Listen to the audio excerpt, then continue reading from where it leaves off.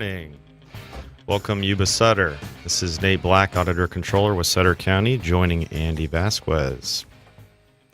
This morning, I thought we would continue a little bit with the conversation from last week about the debt ceiling. And later on, if we have some time, I also want to touch base on a local issue that's been percolating in the press and with some of the governmental communications that have been coming out, et cetera, from Sutter County. Anyways, to jump right into it, last week, you'll recall, I indicated that the national debt, and this is the debt that the feds actually record on the books, not the debts such as Social Security and Medicare that are nowhere to be found in any financial statement. So we're talking just what's the on-the-books debt? Well, it was at $20,167,820,000,000.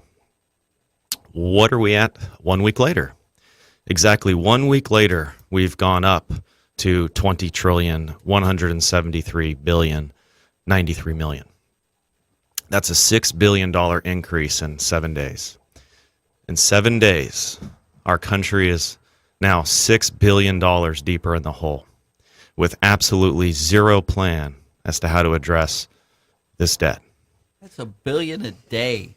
It's about $1 billion a day.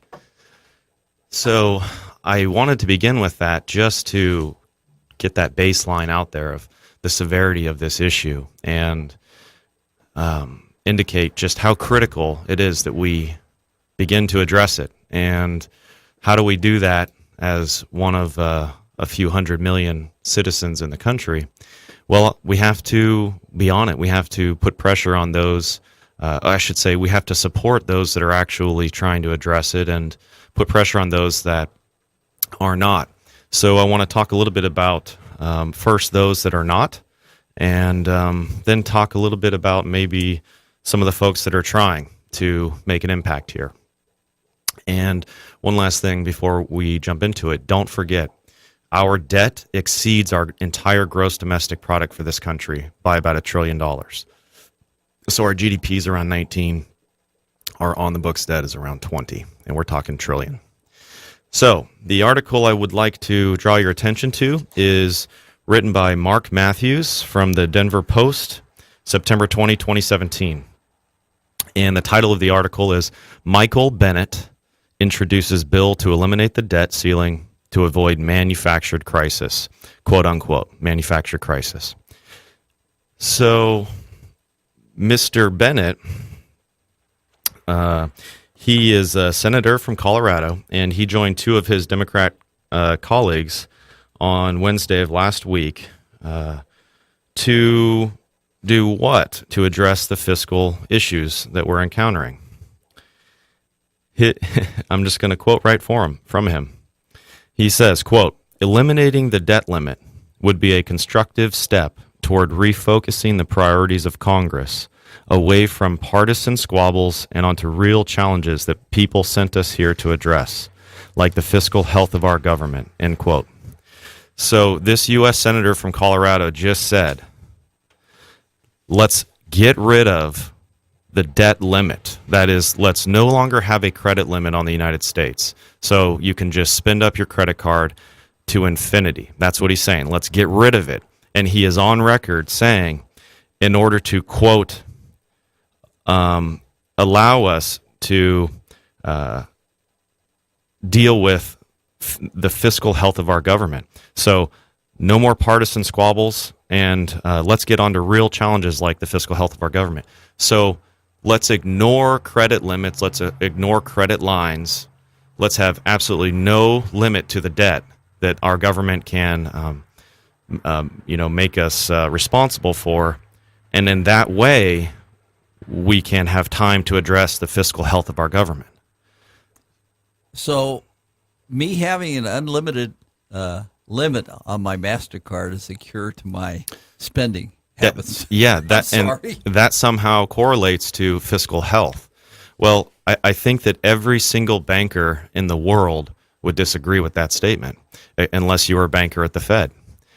Yeah. The bankers do an enormous amount of work learning about their client, learning about the borrower, to try to understand whether whether and what credit limit it should be at, et cetera. So there's a lot of effort put into establishing credit worthiness. Senator Bennett from Colorado, along with two of his Democrat colleagues, want to do away with any kind of credit limit. And where were these people educated? That I don't know. That I don't know. I will say, though, that what is the debt limit? The debt limit is a ceiling that you cannot breach unless the Congress acts to increase it.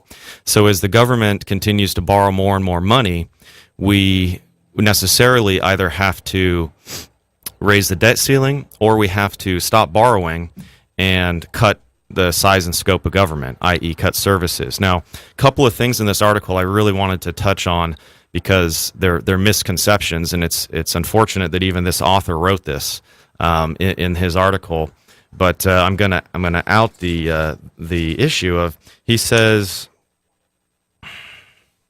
somewhere in here. Actually, I'm sorry, it was to the article I'm going to jump to in a moment. Yes, from the Dallas News. So let me get to that in a moment. So anyway, to finish up this article, it notes that 70 times before this past week, we've increased the debt ceiling.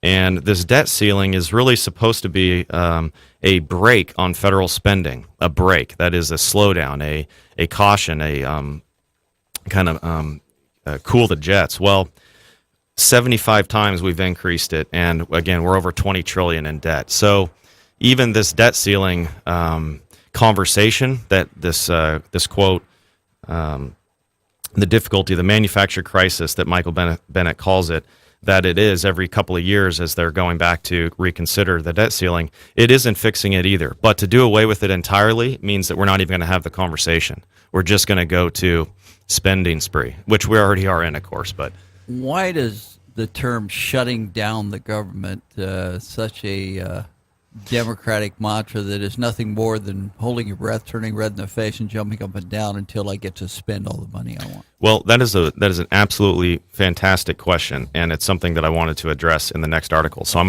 gonna answer you now because I just love that question. So what is it about the debt ceiling and, quote, shutting down the government? What's the correlation there? How does that work? Because the left-hand side of the political spectrum always says, right as this conversation comes up, oh, you're trying to shut down the government. We're gonna be at risk of defaulting on our debts or our loans. People will die. Checks won't go out. Social Security will stop, etc. Well, a couple of those things are true. Quite a few of them are false. Critical services such as the military and associated law enforcement, or not associated law enforcement, law enforcement within the federal government, FBI, all of those critical security type functions and others, they all continue. There is no shutdown, governmental shutdown for those departments or those services. They absolutely continue. In this other article that we're going to talk about a little bit greater detail, but just one aspect of it from the Dallas News is it indicates a, quote, risk of default. And they say a stalemate on this could spook world markets and risk a default. It's untrue. The default risk is if we don't address it. That is, if we don't stop the debt, because the greater the debt, the less our ability to pay it. That's just common understanding and the truth. So there isn't really a risk of default insofar as we shut down the government for a few days, a week, whatever. I think during President Ronald Reagan, his 8 years in the 80s, there was something like 8 government shutdowns, or maybe even a few more than that. I haven't looked it up recently, but the government shutdowns happened a lot. And I'll tell you, during those times, essential services continued to be provided. So it's a fallacy to say that a lot of the characterizations that they make. Doesn't this boil back to the fact that our current politicians have been lifetime politicians? That's all they've ever done. There are very few that have been in business, and it's the way I termed it was preconceived opinions uncontaminated by practical experience and common sense. they created the problem by this behavior. Now, why are they so against actually becoming fiscally stable? Well, your question is, do they lack experience, or in other words, are they ignorant? What my question is back to you is, it's either that, or is it that they're evil? Ignorance or evil, but either way, it's difficult to understand what other reasoning there could be behind that position. So we're going to create this problem, and then we're going to tell you you cannot solve it. You can't solve it, and if you even try to solve it, the world is going to end. People are going to die. Social Security checks won't go out, although Social Security checks temporarily may not go out in the event of a government shutdown, but they would continue and they would replenish whatever wasn't paid during that time. Isn't this a little bit of the way society is turning away from equality of opportunity to equality of results? Yes. They're saying we must get this result, therefore we must buy votes, and I can't imagine being scared enough to compromise my principles enough to want to get reelected, and that's all this is to me. Right. Well, when all you are is focused on a result or an end, and you do away with facts, you're really putting blinders on and at the peril of our nation. So to think that we can have a $20 trillion just on the books debt, not the 100 or 200 trillion that's off the books, and we can't even have the conversation about, hey, maybe we should stop this. Maybe we should need to reconsider it. No, that quote political squabbling is below this senator from Colorado, and therefore we need to just no longer have that conversation. That obviously at this point with the GOP-controlled Congress won't go anywhere, but the mere fact that was an interest of one of our senators, and in fact 3 of our Democrat senators in this country, is really not only telling, but it's downright scary that they want to not even have the conversation. Now, back to the quote risk of default, that our country will risk default. I'm going to bust out the Constitution and talk just a moment about Article 4 within the 14th Amendment. Article 4, or I should say, Section 4, Section 4 of the 14th Amendment, quote, the validity of the public debt of the United States authorized by law, including debts incurred for payments of pensions and bounties for services in suppressing insurrection or rebellion, shall not be questioned. But neither the United States nor any state shall assume or pay any debt or obligation incurred in aid of insurrection. And I'm going to end it there, because my point is on the first part of this article. The 14th Amendment, and in particular Article 4 of said amendment, it establishes that not only are debts of the United States backed by the full faith and credit of the United States, but even more, it would be literally unconstitutional to not pay our debts. And so when they say we're risking default, we're not risking default. When you look at the total monies, we have billions and billions of dollars that come into the Treasury weekly. Taxes from individuals, from corporations, all sorts of different money streams. That money first goes towards certain priorities, and then later other priorities. Well, those initial priorities include the debts of the United States, the interest payments on it. So those would not end unless we couldn't even pay those, and that would be after tons of other services were not funded. In other words, the priority puts debts super high. Now, the Constitution, we got to keep opening it up, people. We got to keep looking at it. We need to bring ourselves back to it, because to me it's the pathway out of this mess. It's not a matter of creating more laws. It's a matter of enforcing and understanding the laws and the principles that we already have. So, moving on to another to me intriguing aspect of this debt ceiling issue, so we'll just go for a few more minutes on this. Now I'm going to bring us back to 2014 for a moment. In 2014, we had, as you would assume, we had the same issue, same debt ceiling conversation, but you had a junior senator from Texas do something pretty interesting. He filibustered, and he filibustered for a whole day to try to stop the debt ceiling raising. And he was undercut. This was Senator Cruz. Texas. He was undercut, of course, ultimately by the establishment Republicans, including the minority leader at the time, Mitch McConnell. But there's a few other things that I thought were interesting, and it's interesting to see who went against Cruz at that point. That is, who sided with the Democrats to raise the debt ceiling. Well, those are similar people that are on the side of not repealing and replacing Obamacare, and so very specifically is Senator John McCain. And actually, both McCain and Flake, both Arizona senators, both of them voted to raise the debt ceiling back in 2014, and we're seeing John McCain now no longer interested. Seems like he was appropriately named Flake. Yeah, Jeff Flake has been Flake. Okay. fairly disappointing. And what I mean by that is campaign rhetoric hasn't translated into positions within his voting record. So what happened there? Here's the quotation from Senator Ted Cruz. Quote, "After 5 years of out-of-control White House spending," and again, I think you understand this would be 5 years into President Obama's term in a year, 2 terms. "After 5 years of out-of-control White House spending, including a jobless $1 trillion stimulus, now is hardly the time to give the president carte blanche to continue his spending spree. I voted against raising the debt ceiling because we need sensible reforms to cut down on spending and restrain Washington going forward." Well, here, this is just pure politics. Moving on. Apparently, no senator wanted to be tarred as one to put the vote over the top. This is just commentary.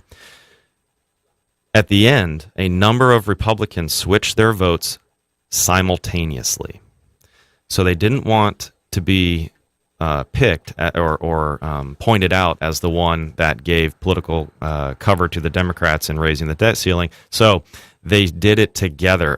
So the cabal of Republicans met beforehand. They said, "Hey, we're all going to raise our hand. Set your watch at whatever hour, and we're gonna all put our hands up at the same time." So amongst those that again all simultaneously switched their vote, John McCain, Arizona, Jeff Flake, Arizona, and Orrin Hatch of Utah. Now, Orrin Hatch of Utah, you can compare Orrin Hatch to somebody like the junior senator from Utah, U.S. Senator Mike Lee, who is an absolute constitutional scholar and principled individual. And he says in his statement, and this is back from last week, raising the debt limit without spending reforms is bad policy. So to me, that's a very reasonable kind of, compromise. He's saying, okay, I'll consider raising the debt ceiling, but only under the circumstances which we stop the bleeding and we begin to pull back and go the other way. Every dollar that we continue to spend through raising the debt ceiling, it really is an exponential problem, that it just exponentially increases our problem. These are the same kinds of principles that apply to pensions that we've talked about time and time again on this program. That is, if you address a debt today and you factor in all of the interest savings that accompanies that addressing, by addressing I mean if you pay principal, if you attack it with money, that has an exponential benefit because it compounds year after year. You can really see the reduction in the debt, but the alternative is true as well. If the longer you wait, or the more you increase the debt today, as opposed to reducing the debt, it exponentially grows the opposite. So that's how we've gone from fairly reasonable debt figures in this country to over $20 trillion. You know, that old country boy saying is when you're in a deep hole, stop digging. And I don't understand. Exactly right.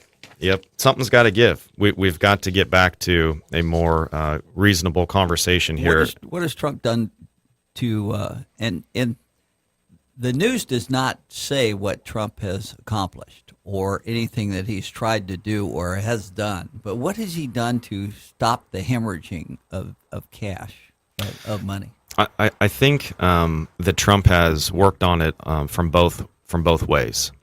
And I think that there's always more we can do. I think it's the most significant national security issue to our country is our fiscal health, because it's so abysmal. It's so terrifyingly large, our debts, and I want to also rope in how the interest rates and what the impact of this debt it is. That is what it ultimately will get to if we keep going down this path, because it's not going to go away. We cannot raise the debt ceiling and say, oh, now we're okay. Now we're okay. No, it's only going to get worse. So, and how on the Treasury? Well, the debt that we have $20 trillion on the books debt. Do you know we pay interest on that debt? We pay interest. Well, if you think about the interest rates today, we had for about 8 years ZIRP. ZIRP is zero interest rate policy, ZIRP, zero interest rate policy. That was a policy put forth by the Fed, and again, it went for about 8 years. Maybe it was 7. Recently ended about 18 months ago or so, and they finally raised the rates above zero. But we had zero interest rates on our debt. Well, all the debts that were before and after ZIRP all have interest rates affixed to them. And so as we raise the overnight Fed Treasury rate, which is the rate, it's the baseline rate in the United States, kind of like LIBOR is for the London and European rates are established by LIBOR. Well, anyway, the Feds here, they have to pay interest on the debt. And so the greater that $20 trillion grows, the greater interest we pay. Well, if that rate keeps going up like it should, whether with inflation factors, et cetera, it necessarily means we're going to pay a greater share of interest to service that debt. At some point, that principal debt, $20 trillion, becomes 30, becomes 40. It's so large that either we have to print money like no other, that we already do print a ton of money, but we'd have to print so much money that the value of the currency would just plummet, like Argentina. Okay, we're going to take a break here.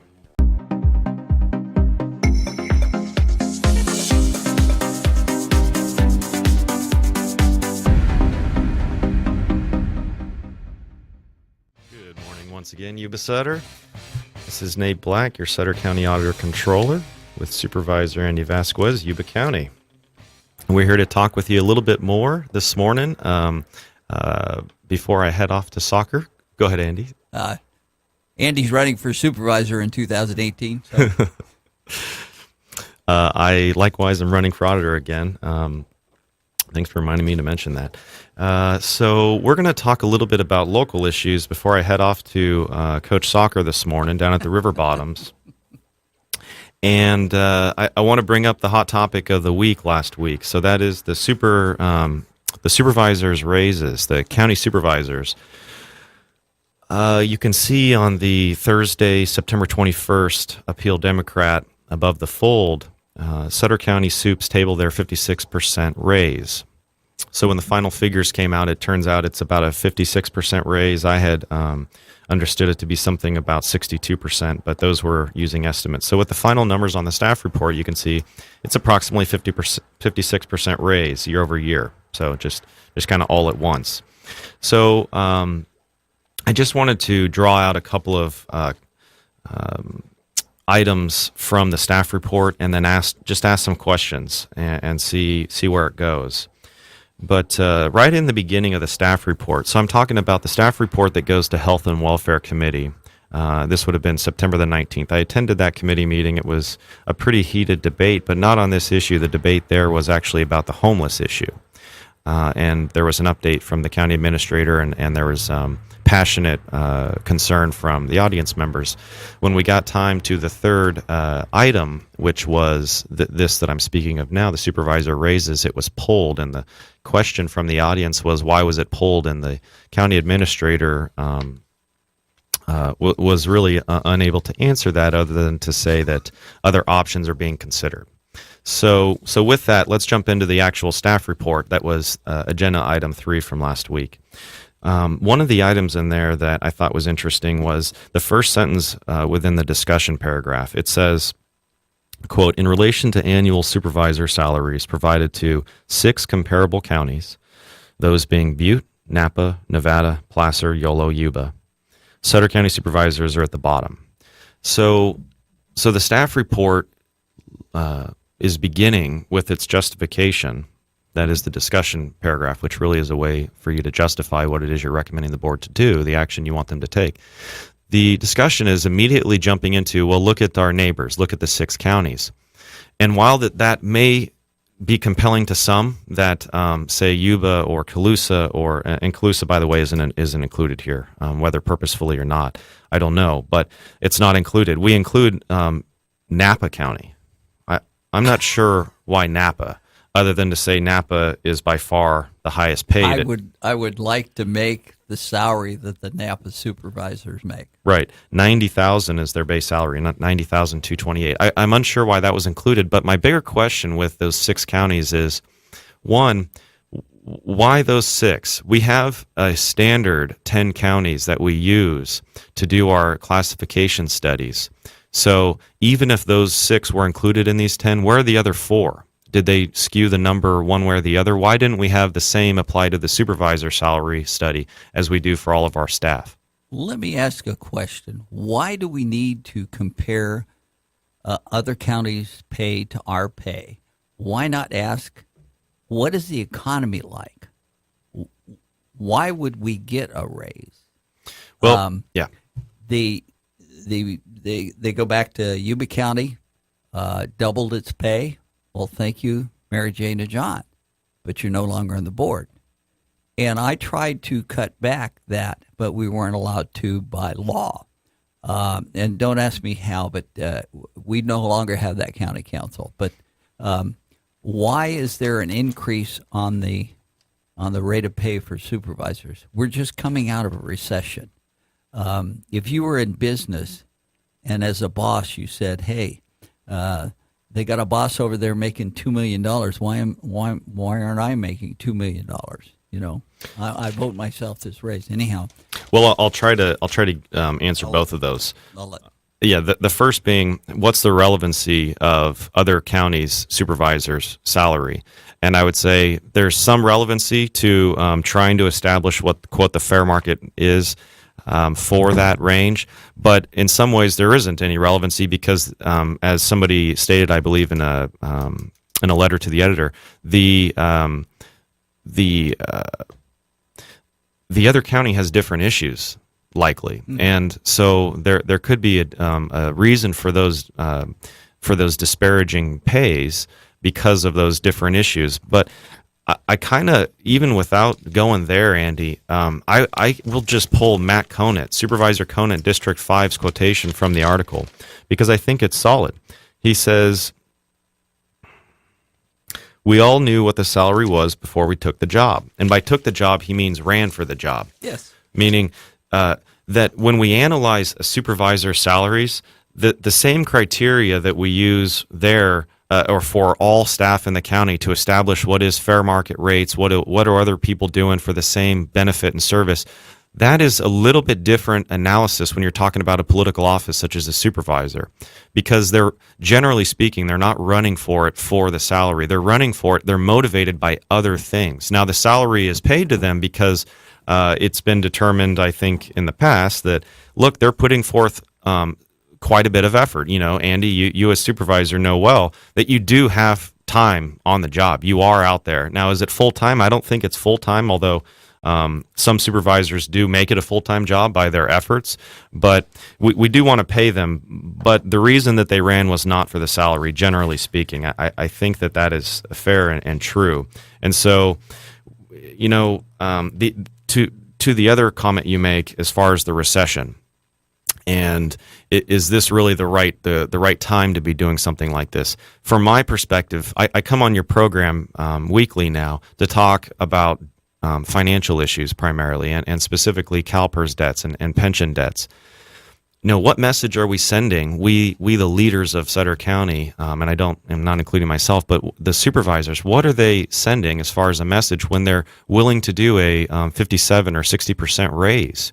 Because that necessarily means that their pension also increases that same amount. That is, it goes up 57 or 60% as well, and for the life for their entire lives once they retire and make the age. So So it's an expensive proposition, and I believe it sends the wrong message to not only the employees that are not also partaking in this significant raise, but it also sends the wrong message to our constituents that we are really trying to attack and address this pension issue. Without, for example, raising taxes or doing something like that. Another question I had from the staff report is, why are we calling it an adjustment? That's a real. I don't like the corruption of the language, and it may have been unintentional, but the conclusion paragraph of the staff report says, based on the data, staff recommends that annual salary for each Sutter County supervisor be, quote, adjusted to equal that provided by the Yuba County supervisors. Well, I would have called that a raise. I would have said increased or raised. I would not have said adjusted. Furthermore, if you go down to the fiscal impact section, I got a couple of comments there. One is there is nothing there in the fiscal impact telling you what this means on an annual basis. So it doesn't tell you what it means on an annual out-of-pocket cash basis, that is base salary increase plus the associated taxes and benefit increases. So it doesn't even give you the annual. Furthermore, it doesn't tell you anything about the long-term fiscal impact, that is the increase to our pension debt. And we actually have a software now we pay for that can help establish and estimate that impact. And then finally, why are we paying for this from contingency? Contingency budget unit within the county is a reserve that we set aside consciously on an annual basis. The CAO recommends it to the board to set this aside so that we have some kind of emergency money, and it's not just an emergency, but there's contingency monies because you can't possibly go into the fiscal year knowing everything that's going to happen, right? You're doing the best you can with the facts and circumstances, available evidence at the time, but things will come up. So you kind of have some reserve set aside, the contingency money. We also have an account called non-departmental that serves in a similar manner. So to me, that this raise it's not a contingency raise. This is a deliberate interest of, say, the supervisors or the CAO, and it's a known thing. That is, you can choose not to do it. So I don't think contingency is maybe the best place to pay. What do you think that's saying to the taxpayers of Sutter County from the supervisors? Don't you think that they should lead by example in how to curtail the massive spending that we've just embarked on? You lead by example, and to me, I had no choice, and I tried to do that, but I couldn't change that. And if I could have changed it, it wouldn't change my attitude toward being a supervisor. It's as Matt said, hey, when we signed on for this tour, that was the pay, and that's the way it is. And I think that it has to start somewhere, and if it doesn't start locally, then how can we expect our national leaders to be able to curtail their spending? Well, it's a few individuals last week got really loud on this issue, and I would say a few concerned citizens, and they those few individuals, my belief is their loudness and their passion on this issue actually slowed it down and stopped it, if not stopped it altogether. I'm not certain, but the reason I bring that up is just to say that, look, you can make a difference in your community. Sometimes it literally only takes one person, maybe a few, and you really can. So try to get engaged, get involved. If you ever want to talk with me, and I know that some of you probably have some things you want to tell me, but if you want to call and either give me a piece of your mind or ask questions, feel free to call me anytime. I serve you, the public, so you can reach me at 530-822-7127, 822-7137.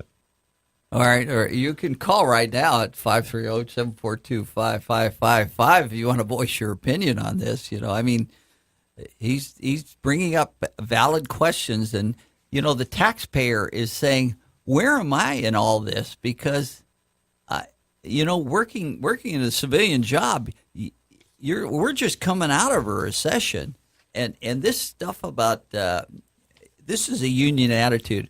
During the worst of times when that was hitting the hitting the bottom as far as the economy, they were negotiating for contracts, and we said, okay, tell us who to fire.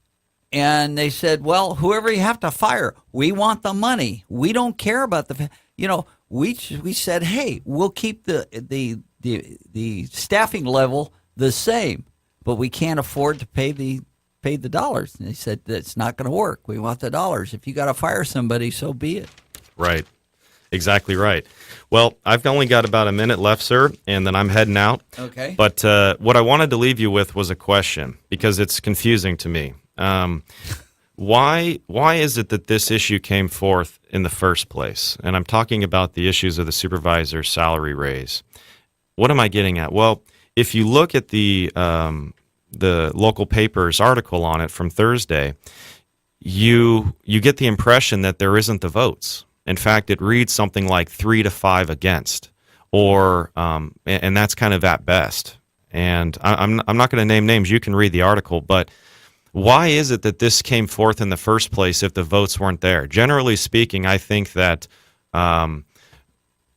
if you look at the pass-fail rate of staff reports, staff recommendations, I'm not saying it's 100%, but it's up there. It's high. It's probably above 90%.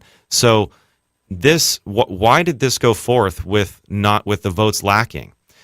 And you have comments from supervisors saying, the people need to be involved in this decision, or I really don't, I don't think that this is good timing, or we should go at a step process, kind of over time. Where are the votes? If the votes aren't there, why was this brought forth? Was it that the votes were there, but they changed when the public outcry came? Who did the agenda? Well, the agenda item comes from the county administrator, and I believe the HR director assists in it. She CC'd on it as well. I understand, but there had to be a supervisor that said, "Hey, I'd like to have this brought up." Well, I think you're right. I mean, usually items don't go before the board, items like this, unless they're being considered by them ahead of time. So to me, it's a problematic issue, and one that I appreciate folks being drop the apathy and get involved, and I think that there was some real positive outcomes from this. And yeah, let's have the conversation. Let's talk about it. If the supervisor salaries are so low, let's do it in a healthy fashion. Let's be transparent. Let's talk through it. Let's establish good justification, and we can move forward. But let's not just kind of rush something through. I'm sorry. That's from my viewpoint, the supervisor, and I'm trying to make this for every elected official, that longevity that we have is killing us. Almost 60% of our workforce has that, and that's why we have a low attrition rate in almost everything except deputies. That it should not count for elected officials. Elected officials, every 4 years, they go before the public, and the public has the chance at that point in time to say yay or nay whether I want you to be on there or not. Okay? And I am going to work it out to where currently the supervisors have an asterisk by it that says longevity does not affect the supervisors. And I am going to do my best to make sure that happens to all elected officials, and before the end of this year, we hope to have that on the agenda, so that because one position alone is almost $50,000 a year, okay, and $50,000 a year is a big hit to our general fund. So it's just it's PERSable compensation. Yes, and please, if you are a little upset about this whole thing, show up at the supervisor meetings and voice your opinion, and I'll let you close. I really appreciate the opportunity again this morning, and I look forward to continuing this conversation. And again, if anybody would like to talk with me, I am your public servant. You can find me over on 2nd Street at 463 at the old courthouse. And again, I'm at 530-822-7127, extension 11. And everyone have a wonderful weekend, and I'll be back with you soon. Thank you very much, Nate. Appreciate Pleasure. it.